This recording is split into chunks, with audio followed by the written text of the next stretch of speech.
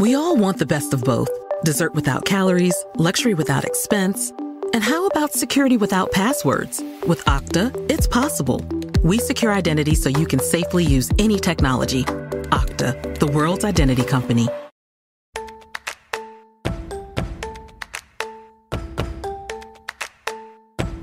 I'm Yasmin Gagne. I'm Josh Christensen. And this is Most Innovative Companies. This week, we are recording from the floor of the Fast Company Innovation Festival. And on today's episode, Fast Company senior staff editor Jeff Beer analyzes the latest over-the-top Pepsi ad. They're in like the gladiator pit, and she's like, what, the queen or something?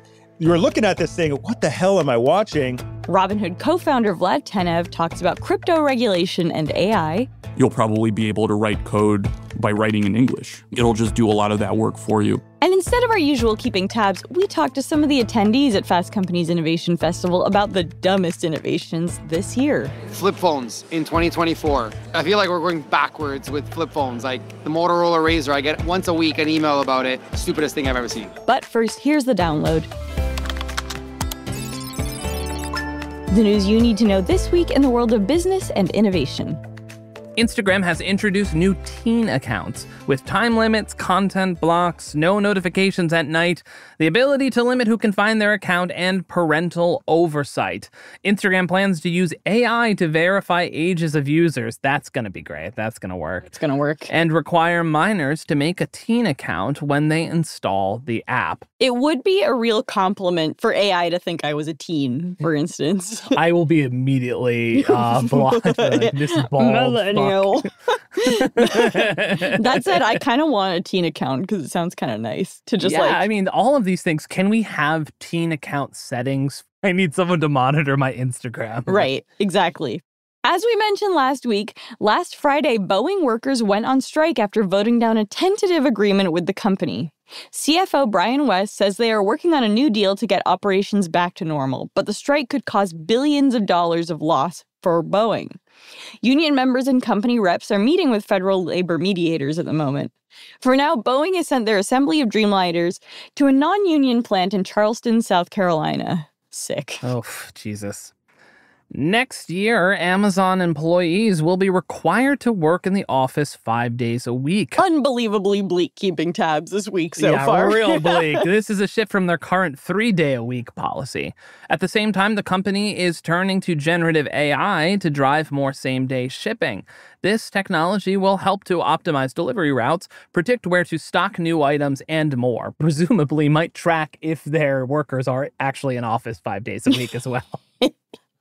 No doubt they're tracking all those warehouse workers. Oh, yeah, no doubt. They definitely have mouse trackers, your bathroom too. break took more than a minute. Yeah, Jesus Christ. Meta, the owner of Facebook, WhatsApp, and Instagram, is banning Russian state media organizations from using its platform in an ongoing effort to curb Russian propaganda. An effort that's been going great so far. Yeah, really great job, guys. This comes as the State Department announced new sanctions on RT, calling it a fully fledged member of the intelligence apparatus in operation of the Russian government. Meanwhile, Twitter is just full-on posting cat memes and conspiracy theories about Springfield, Ohio. Yep. And that's the news you need to know today. So, Josh, we are in a different recording location this week because it's the Fast Company's annual Innovation Festival. Ooh. And we're one of Room's soundproof pods. You can find out more about that company in the show notes. But I am curious because we've been asking people at this festival. Yeah. What is like the worst innovation of the past few years? Oh, my God. I feel like there's some particularly bad innovations. SharePoint from Microsoft. They like make you get SharePoint now with Microsoft. That's pretty bad.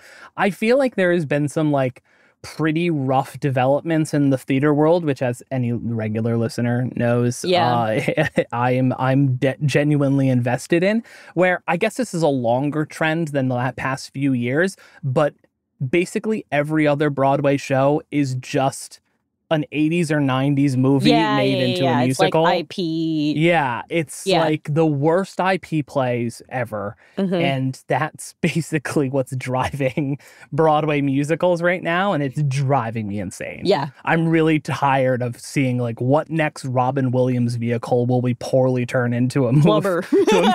Flubber the musical. Honestly, now that you say it, I can see it. I'd go see Flubber the musical. Actually weirdly makes more sense than other Robin Williams vehicles.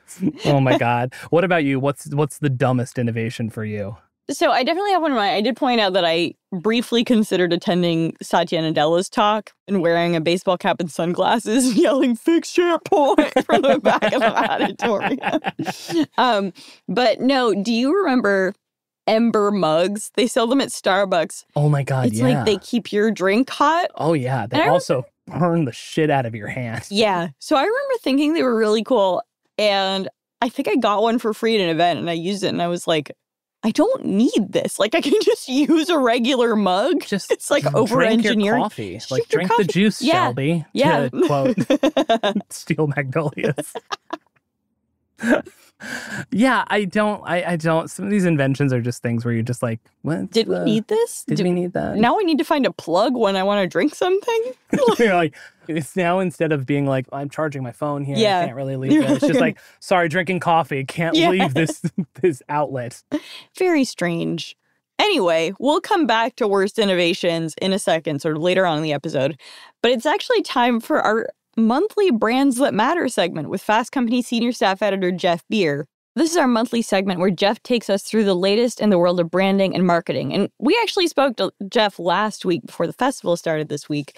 And here's our conversation.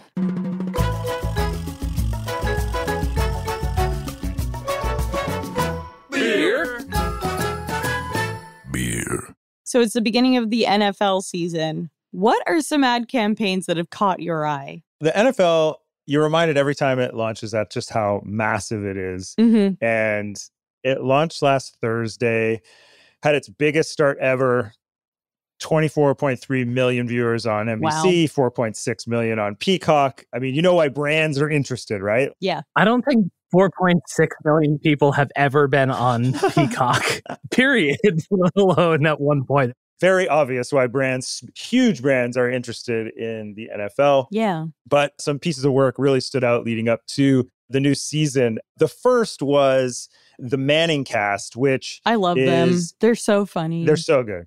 So the Manning cast is essentially a alternate broadcast hosted by the brothers Manning, Eli and Peyton, obviously Super Bowl winning NFL quarterbacks.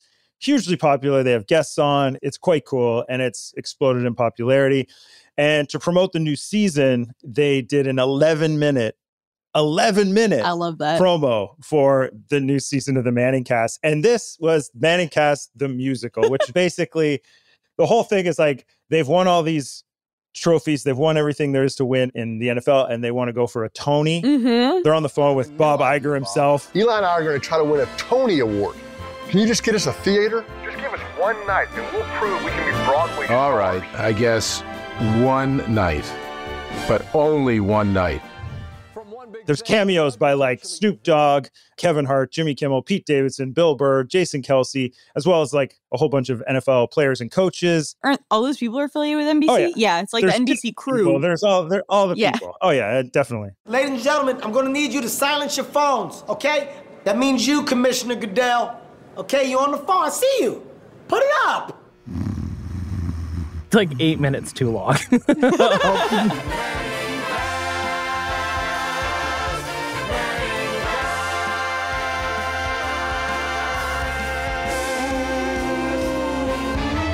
We'll do a Manning cast.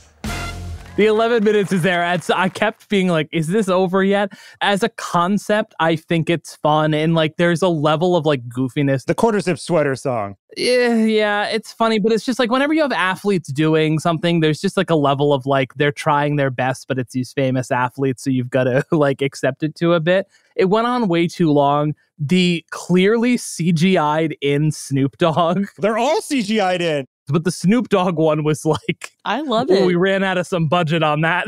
And honestly, it made my brain hurt. I have to respect people who commit to the bit. Did commit to the bit. And speaking of long If you thought that was too long, Josh, I mean, the amount of extraneous content that this has also provided, like already ESPN's put out like auditions for the musical. And like, I know people like Jason Kelsey and others who appeared in it were putting out social videos of their kind of behind the scenes shooting, like on the green screen or whatever. It's just a huge amount of content. It's got the same sort of sense of humor that the Manning cast brings to football in a way. I mean, it really fits with the mood that they bring to, even as ex-pros, I mean, that they bring to football. They appeal to like the wonks, the people who want to hear like how a pro quarterback thinks about certain plays and certain games. But then they show how fun it is that I'm more of a casual fan, that they're talking about movies. They're just making jokes about each other. It shows what the show is in a really fun, weird, meta way. We're on the record as inside the NBA fans. 100%. I feel like the Manning cast is like somewhat less deranged on a regular basis. Is that fair to say?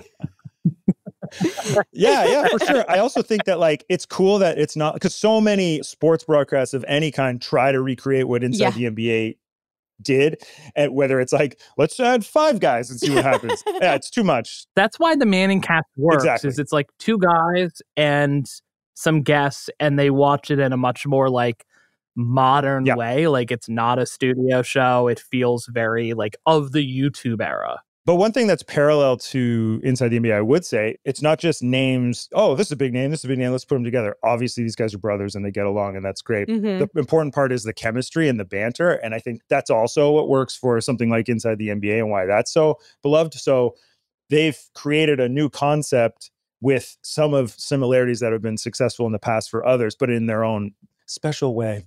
Totally. Now, Pepsi also had another, because they've done the gladiator-themed stuff before, but they had another kind of epic, right? Tell us about that. This was a, not quite 11 minutes, Josh, but it was 3 minutes. That may have felt like 11 minutes. So it was a gladiator-themed music video starring Megan Thee Stallion alongside NFLers Josh Allen, Derrick Henry, Justin Jefferson, and Travis Kelce. Are you ready? Silence! And they're in like the gladiator pit, and she's like, what, the queen or something? It's very super CGI heavy. It's super cheesy. The song, it's actually awesome. But you're looking at this thing, what the hell am I watching? Open the gates.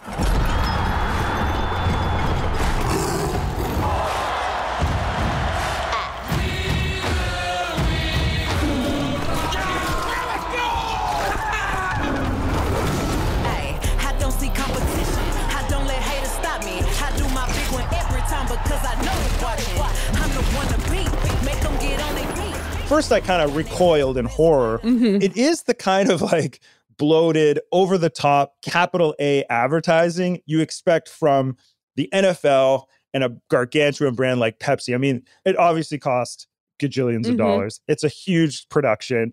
And there's no wink. Like there's no, however ridiculous it is, there's this thing with advertising in the last few years, and Ryan Reynolds' influence on this, of course, it made as much money as Deadpool and Wolverine, and how so much of its marketing made fun of kind of movie marketing. And there's a lot of brands like that.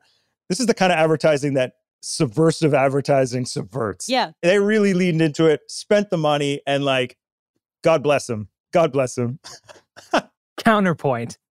Do we need it? Oh, Josh. No, I love it. Have you seen those old Pepsi commercials? It's like Beyonce, Britney Spears, and I want to say Pink in the gladiator ring getting people. Yes, absolutely. Oh, yeah. Yeah. There's only so many brands who do this and are so either self-aware or not self-aware to do these massive things that is like on the surface seems kind of funny and cheesy, but I'm sure like millions of people are like, yes, this is amazing. If anything has been a case for a higher tax rate on corporations, I think it's this. They have too much money to throw around. I don't know. It's pretty cool. I mean, the tiger, the fighting, like the football style gladiator stuff is so crazy funny. Like, I just think it was absolutely appropriate for how massive this kind of moment, sport, and brand is. I mean, what else are they going to do? They really leaned into the weirdness of what they're able to do with that marketing budget. And yeah, I mean, I don't think it's going to win any awards, but I think it actually gets people excited, and we're talking about it. I'm into it. It's like the Twisters of ad campaigns. You know, like not that good, a lot of budget. Got exactly what I wanted from it when I saw it in theaters. So let's talk about Farmer's Dog, which is an ad that you seem to really like. What's the deal with that? Oh, yes. So Farmer's Dog is a smaller dog food company. They actually, I would probably say, won the Super Bowl recently with an ad that was an absolute tearjerker, kind of. I guess I describe it as a montage through the life of a dog. Oh my God. And it's just like, whew, a lot of cry balls here. So this one. I'm sorry. A lot of cry balls here. Hits you right in the cry balls, Josh. Shout out to Farmer's Dog. One of the creatives there is Teresa Etsy, who hired me at Fast Company, who was at Fast Company for years. Oh, damn. Oh, wow. So this ad is how can a specialty dog food brand tap into sports and sports audiences. In my experience covering advertising, there's a few categories where people just really respond to it. And dog-related content is huge. Let me just tell you, I'm not breaking any news here, but this one, it's during a football game, and this ref makes a bad call. And the players are yelling at him. The fans are yelling at him. And they're throwing stuff at his car. Get your eyes checked. I hate you. He turns on the radio, and like the talk radio is just talking about how it's the worst call in the sports history. And then he gets home. I'll tell you how much I love you. And his dog's there waiting for him. The dog doesn't care about how stupid his call was. Dog loves him. He's got to treat that dog just so well. Oh. Yeah, it's very sweet. And I think a perfect kind of mood. Anyone who plays sports or watches their kids play sports sees the absolutely thankless job of being a referee. Yeah. And you kind of wonder, like, who does this? Who signs up for this masochist experience? It's awful. And it taps into that. Anyone familiar with sports will recognize that. And then obviously the emotional relationship with our dog. So I like that a lot. Thumbs up for Farmer's Dog and their NFL ad. A friend of mine signed up to be a little league ref in Park Slope. And he was like, pure hell. Like, he was like, no worse job.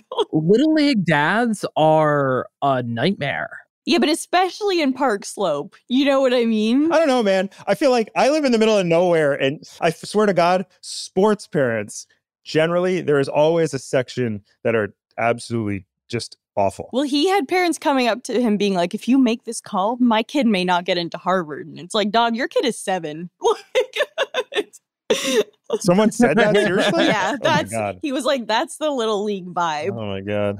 So unrelated to the NFL, there's been a bunch of news about DEI over the past few years. I'm curious how that relates to advertising. There's this thing in advertising where the word or the phrase purpose advertising or purpose marketing, originally it was kind of defined as brands that come out and talk about any sort of political or social issue, whether that's sustainability, whether that's racism and equality. A lot of it came out of, talking about, again, the climate crisis. Then in 2020, post George Floyd's murder and the movement there, a lot of brands came out and talked about their commitment to equality. And they would do so not as a corporation, but as a brand. And there's kind of a difference, right? I mean, I say on and on that everything a company does is part of its brand, which is true. But when it's like blatantly, when they integrate their efforts on issues, and whether it's charitable or on political social issues, when they really integrate that or use that as part of their advertising, it's kind of taking it a step further in terms of linking it to their brand. And a lot of brands did so, including a lot of these brands talking about equality, talking about their commitment. And the audience is twofold. It's the consumers who, according to surveys, want to buy from brands that share their values. But then it's also to current and prospective employees, right? Like they want to work at a company that stands for something or that stands for something that they believe in, right? But then there's been this backlash over the years, but it's really kind of heated up. And one of the leading kind of voices is this conservative commentator named Robbie Starbuck, who takes credit for all this, by the way. But I think it's a lot more than that. He represents certainly a section of people that just want companies to shut up, make their beer, make their cars, and don't tell me how you feel about anything. So on September 3rd, Molson Coors announced that it will stop linking executive compensation to employee representation, scrap its supplier diversity goals, and no longer engage with the Human Rights Campaign's corporate rankings, which they really did everything. I know, exactly. Yeah. But they've been on that Human Rights Campaign corporate rankings for like 20 years at least. Wow. So that's not like a new thing that they went for. Oh, that's always the thing with this is like the people like Robbie Starbuck or Chris Rufo or any of the other like kind of right-wing trolls want these brands not to say just make the product, don't be involved in my politics. But that's not really what they want. They just want them to be catering towards themselves or other, Or they just want attention. Like, yeah. Well, they're not complaining when these same corporations donate to Republican politicians that vote for issues that they actually believe in. It really confirms kind of our most cynical views of brands and companies in that they just go where the wind blows them. Those are the worst assumptions of something when it's like purpose marketing, which I actually define purpose marketing as a brand just knowing why it exists and then acting accordingly. But if they're going to stand for something, if they're going to say something in their advertising, be sure you're going to like follow through, actually stand with it and follow through. And if you know yourself as a company, as a brand, and you actually don't want to upset anybody, don't make an ad that talks about any of the things you donate to or any of your internal policies and just leave it at that. I think they're actually pulling back. They've pissed off the right by highlighting their DEI policies. And now they're going to tick off anyone who actually likes those policies by pulling back. They really just, I hate to say it, but like should have just said nothing in the first place. And I think their real branding problem isn't going to be with consumers. Sure, there's going to be people annoyed, but it's really going to be internally. It's the employees and the potential employees. I think that's where they're going to have to like figure out how to articulate where they stand on some of this stuff. Because if I was working at one of those companies, I'd be like, wait, so what does that mean for all the seminars we've been taking or all that stuff? You know what I mean? Like, what does that mean? Those are really the only people truly affected by these policies. Oh, for sure. The Robbie Starbucks of the world aren't actually affected by these policies, but removal of like different DEI standards could have real downstream effects to employees and employees' careers in a very real way. I think a lot of people, like you were talking about, see these as performative campaigns, part of the brands that they don't actually live by. And unfortunately, a lot of brands prove that right. But some, I'm thinking of Patagonia. We can't not mention Patagonia when we talk about purpose-driven companies, have put mission over profit in real ways. But that doesn't seem to be the case with Coors, Molson, or some of these other brands. Interestingly, I think it was like just a couple of weeks ago, kind of counter to trends of kind of people quieting down and kind of getting back to fun advertising. Progressive Insurance came out with like a whole purpose-led, their words, campaign around their efforts in housing, their efforts, internal efforts with employees, like basically doing exactly what I was just talking about, like taking the stuff they've been doing for years. It's not, none of this is new, but like using it as a partisan marketing. We've always believed insurance should do more. That's why we've gifted over 1,000 vehicles to veterans, funded housing programs for families in need, and why we're working to make roads safer. You're doing good. And housing more fair. Progress is for all. And that drives us. They're not cutting down on the humorous ads with like Dr. Rick and all that stuff, but they're just trying to show another part of the company, which is an interesting choice in an environment like this, where even taking a stand where it's like, oh, we're trying to make it easier for people to get mortgages or house loans or whatever. And you're like, okay, I'm sure someone's against that. Are you going to stand by that when like, you've talked about it so publicly? I mean, it sounds like they would, but it is in this environment.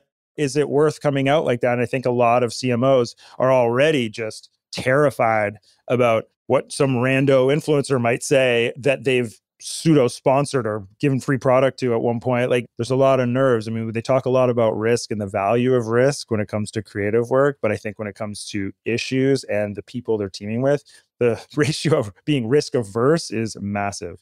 Yeah, I mean, we just talked about that Pepsi NFL ad. Remember their big woke campaign where Kendall Jenner solved racism? Right. Like, they're like, we're not going to do this again. You know what I mean? They're the poster child. Well, Bud Light's very similar as well, right? Like, I think they're still investing in a lot of interesting initiatives, but I don't think they're going to be, talking about hiring influencers. They got Shane Gillis, the comedian, and they're just doing fun, funny, old-timey kind of light beer ads because it's like, you know what, let's just play the hits and stay away. And at least in our, advertising campaigns, let's stay away from anything remotely controversial. Jeff, thanks for coming on and giving us an update on all this stuff. Yeah, always fun. Thanks, guys. Now we're going to take a quick break, followed by my conversation with Robinhood co-founder and CEO Vlad Tenev. We all want the best of both. Dessert without calories, luxury without expense, and how about security without passwords? With Okta, it's possible. We secure identity for your business, so you can safely use any technology. You can build experiences that are richer and more secure, grow revenue without running up costs, and scale easily, no matter your tech stack. Enjoying the best of both? It's possible. It's Okta. Okta, the world's identity company.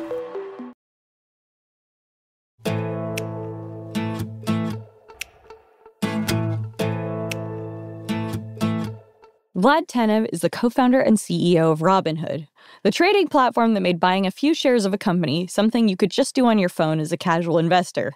In 2021, Robinhood played a central role in the fervor around GameStop and other meme stocks like AMC.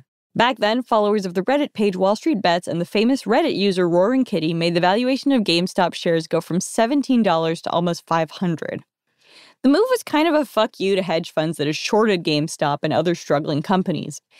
As the middleman, Robinhood was caught off guard by this war between new investors and hedge funds, and the platform shut down for a day and reopened with restrictions on trading, which a lot of people were extremely mad about.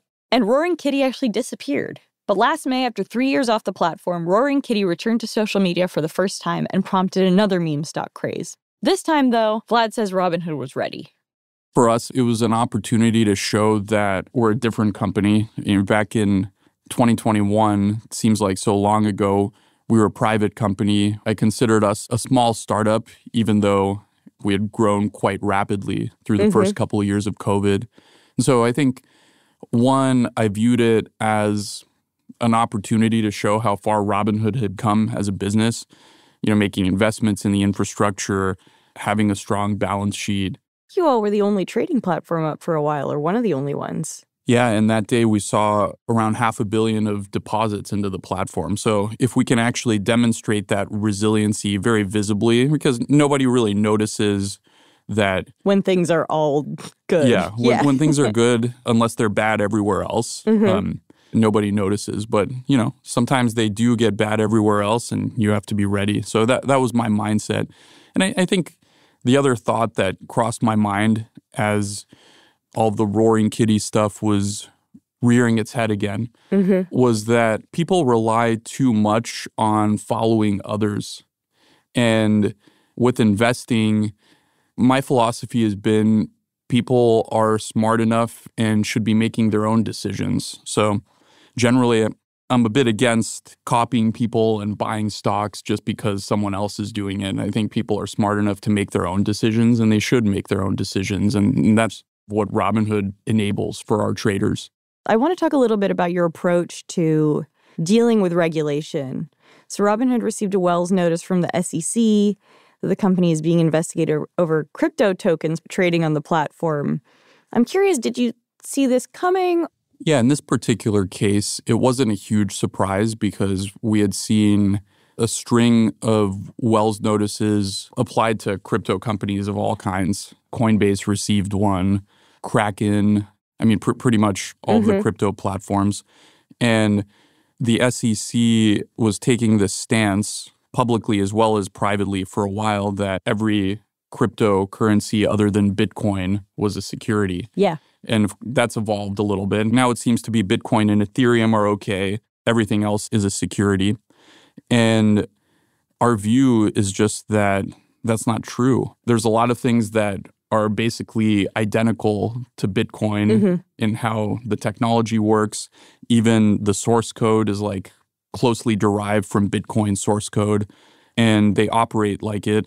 And we, from the very beginning, have taken a pretty careful approach. We don't offer hundreds of coins on the platform, not because we don't have the ability to, but because we want to be careful and give access to customers to coins that we don't believe are securities and that are well vetted. But yeah, every coin goes through a rigorous process of review.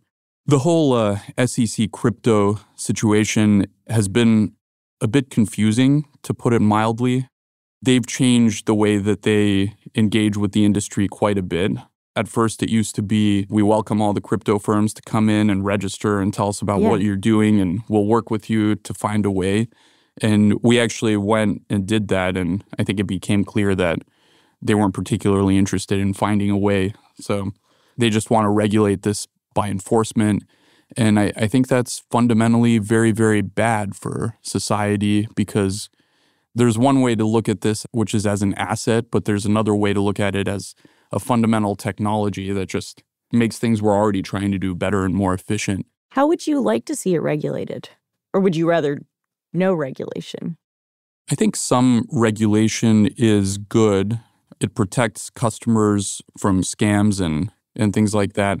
I think some regulation is certainly better than regulation by enforcement. And I mean, I'd point to the European Union with MiCA regulation. There's rules. They're thinking through how to do things like ICOs. They're, regulating crypto derivatives appropriately. And I view cryptocurrency as kind of the next step in technology applied to financial services. Financial services has kind of been a laggard in adopting new technology, but they adopted the mainframe. They adopted on-premise servers. Yeah. They adopted cloud, and some firms are still in the earliest stages of this whole transition. And then more and more of the services being on public infrastructure like blockchains, I think, is the next step in that transition. I think what you're going to see is Europe and Asia and a lot of the international regions adopting it first, the U.S. being the laggard, but eventually getting there. And I think we'd like to see that and help accelerate that. When did you first get interested in cryptocurrency and in the blockchain? I first heard about it in 2011. That's early. Yeah. Oh, did you own a Bitcoin in 2011? So jealous. I tried mining Bitcoin, but I failed. And then I also opened up a Mt. Gox account, actually. I don't know if you remember Mt. Gox. I remember Mt. Gox. I tried mining a little bit. Nothing happened with the mining because this was before mining pools and things like that. And it was sort of like luck of the draw and how much compute you had to bear to see if you can get 50 Bitcoin. So, of course, I was an enthusiast, so I never got my 50 Bitcoin from there. When did you start to think, like, this has real potential for my business? We started thinking seriously about giving it to Robinhood customers probably in 2016 or 2017. That's early. Yeah. And we actually launched in 2018. And I still remember that launch when we first announced and offered crypto to customers. Robinhood was still pretty small, but we had close to 2 million people sign up within 24 hours. So it was very, very popular. And what we were offering at the time, the value prop was commission-free crypto. And competitors at that time were charging very, very high fees. The user experience was not as good. And we came in there and we offered great spreads and great pricing and a great customer experience. And it was available in the same product as stocks, which was also a very magical experience for people. They didn't have to use multiple products. And investing, whether you're a casual or an active trader, it is nice to have the assets side by side. And we were among the first, if not the first, to offer those together at low cost. So that service became very, very popular. And it led to us being one of the largest. I mean, depending on how you measure, if you look at the coins we support, some months we have even more market share in retail US than Coinbase. We've been making steady progress, and I do think we have the lowest cost and most trusted and most regulated approach for customers to buy crypto in the US and in Europe now. You announced a $200 million acquisition of Bitstamp, which is a crypto exchange. Tell me about that. How are you hoping to integrate that? It's two things, international and institutional. One of the areas where we have a little bit of catching up to do, frankly, is expanding internationally and making our services available to all sorts of customers everywhere in the world. Bitstamp had a large international presence, lots of licenses, regulated entity. And so that we felt could accelerate a lot of our work there. And they have an institutional business. So it allows us to close the loop, serve institutions, serve retail customers. And there's a positive feedback effect. The more attractive our institutional offering is, the better it is for retail as well, because they offer tighter pricing, tighter spreads. It's also something that, if we invest in, helps our consumer business. What does the timeline look like for Robinhood launching crypto futures trading? That's definitely something that we've thought about. I would distinguish between crypto futures in the US and in Europe, which we're also live in. We've announced our goal of rolling out futures later this year, which I think we'll be on track for in the US. Your engineers are listening to this like, God damn it. Yeah. No, they know. It's no surprise. And I think we've been seeing the US futures product more broadly. I've actually been sitting with customers and seeing how they interact with the experience and seeing how we can improve it. It's kind of in that chiseling stage. It's like a nice statue. Like a statue. We just have to chisel it. A crypto futures statue. Yeah, well, all futures, but of course there are regulated crypto futures available in the US as well. And then overseas, it's different licensure and the products that are allowed are different. But we have been hearing from customers that they want access to crypto derivatives. And we think that on mobile in particular, there's opportunity for us there. But we haven't announced a specific date for that. Right. I was hoping you would on this podcast. I could make one up, but yeah, it's not too far away. Yeah. This is take a different tack here, but the FTC has a proposed rule that would ban political bets. And I think you all have taken a stance against that. I'm curious about why or how you think about that. So if we think about the CFTC and their approach to listing futures contracts, there's kind of two principles which I really like that govern whether a futures contract is admissible. One is that it's sort of like useful from a hedging standpoint, and there's sort of like a public value to it. And the other principle is that all contracts that are available for institutions should be available to retail as well. And I think the valuable thing about political event contracts is it's a more accurate representation of the news and the state of the world than polling. And polling obviously has a societal benefit. There's a huge demand for accurate polling. And the problem with polling is people don't have any skin in the game. They can just tell you what... People don't act the way they think they're going to act or... Yeah, and especially if you do these polls where you have to put your name on it and someone's got a camera in your face, you might not actually say what's on your mind. And so these polls are inaccurate for a variety of the reasons, that being one of them. But if you're actually putting dollars at work, it removes a lot of these variables that might make polls inaccurate otherwise.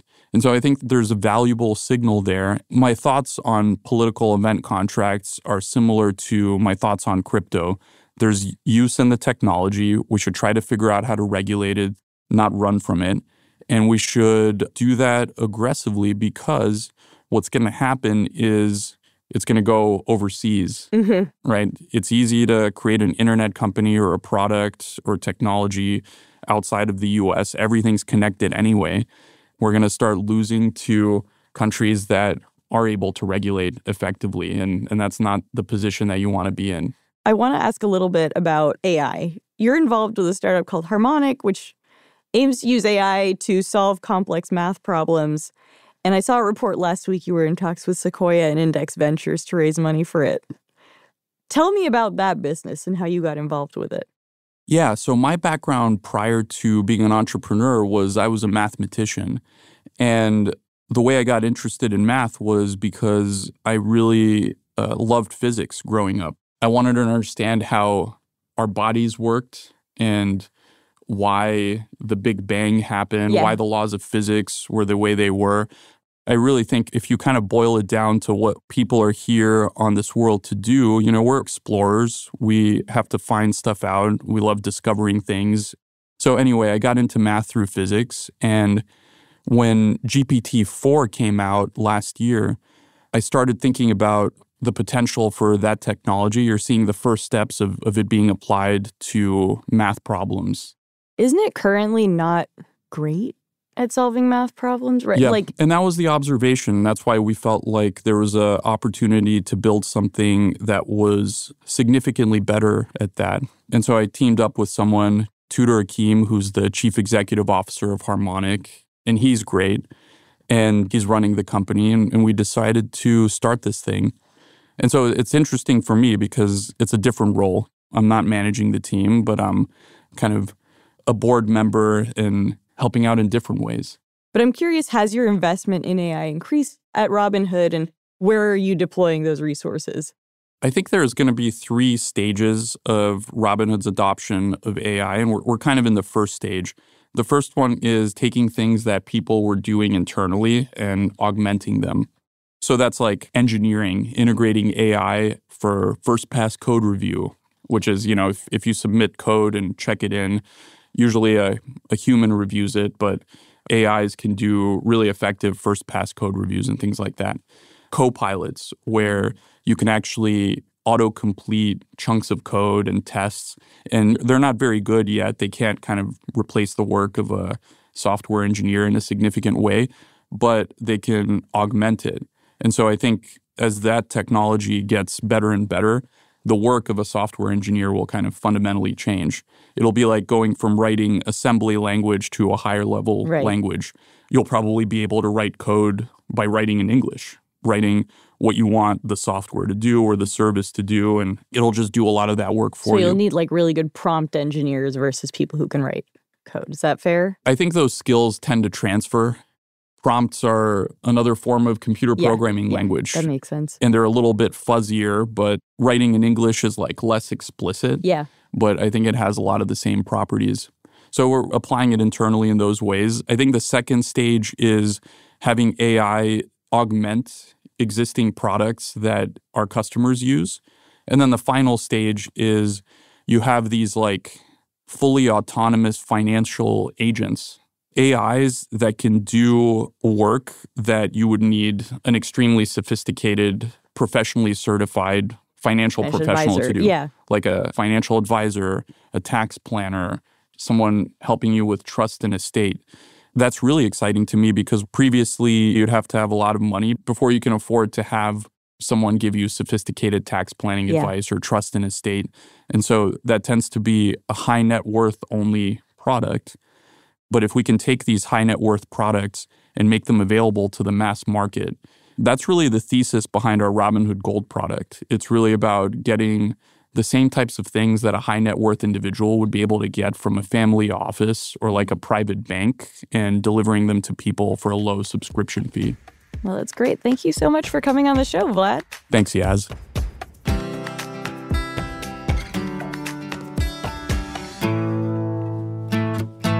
Okay, it's time for keeping tabs, but this week we're doing something a little different.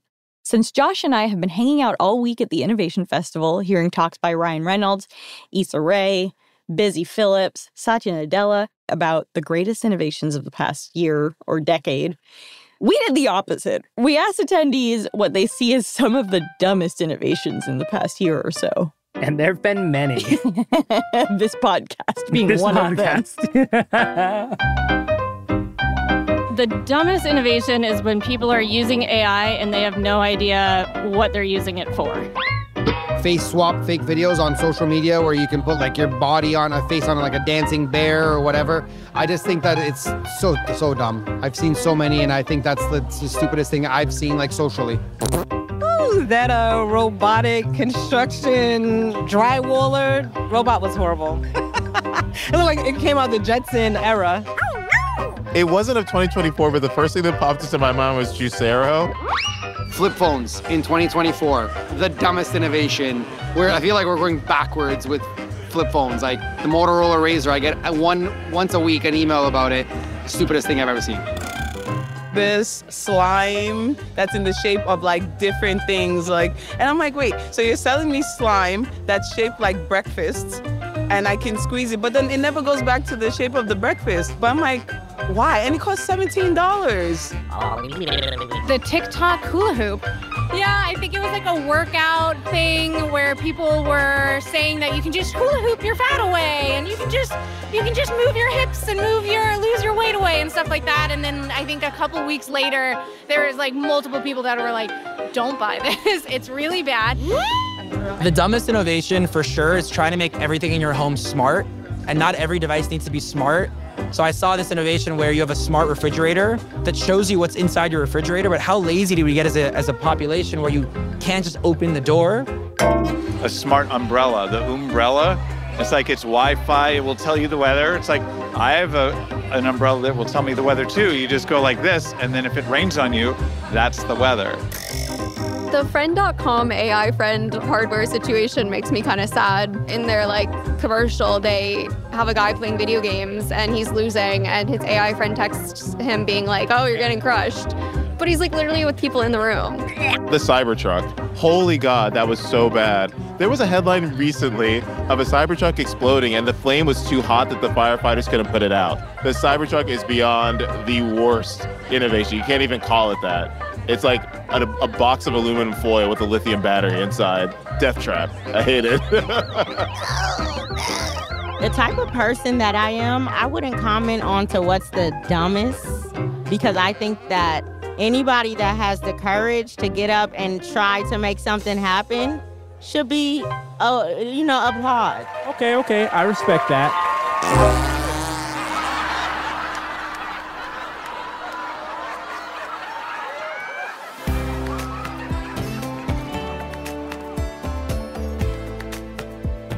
And that's it for Most Innovative Companies. Our show is produced by Avery Miles and Blake Odom, editing by Julia Shu, mix and sound design by Nicholas Torres, and our executive producer is Josh Christensen. Remember again to subscribe, rate, and review, and we'll see you next week.